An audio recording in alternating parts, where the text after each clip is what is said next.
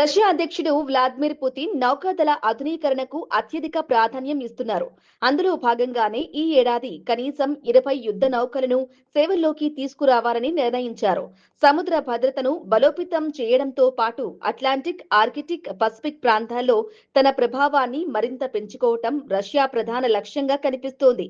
ఈ ప్రణాళికలో అత్యంత కీలకమైనది పెరము అణుశక్తితో నడిచే సబ్మెరైన్. ఇది యాసెస్ ఎం తరగతికి చెందిన అత్యాధునిక జలాంతర్గామి. దీనిని ప్రత్యేకంగా జిర్కాన్ హైపర్సోనిక్ క్రూయిజ్ క్షిపణులను ప్రయోగించేలా రూపొందించారు. ఒకే సబ్మెరైన్ లో గరిష్టంగా 32 జిర్కాన్ క్షిపణులను తీసుకెళ్లే సామర్థ్యం ఉన్నట్లు రష్యా ప్రకటిస్తోంది. జిర్కాన్ హైపర్సోనిక్ క్షిపణి రష్యా అత్యాధునిక ఆయుధాల్లో ఒకటి. అధికారిక సమాచారం ప్రకారం ఇది మాక్ 9 వరకు వేగంతో ప్రయాణించగలదని చెబుతున్నారు.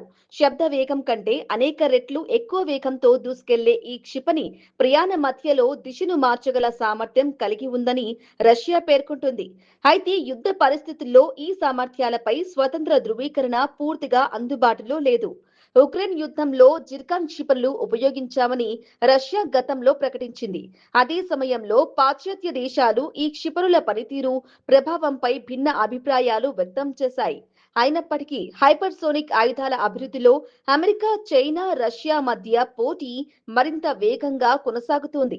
అయితే ఇప్పుడు ప్రశ్న ఏమిటంటే, రష్యా ఎందుకు సముద్ర దళంపై ఇంత భారీగా పెట్టుబడులు పెడుతోంది?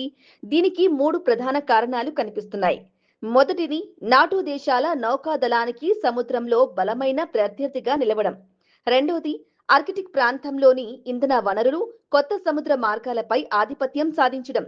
మూడోది, అణు నిరోధక శక్తిని మరింత బలోపేతం చేసి ప్రపంచ శక్తిగా తన స్థానాన్ని కొనసాగించడం.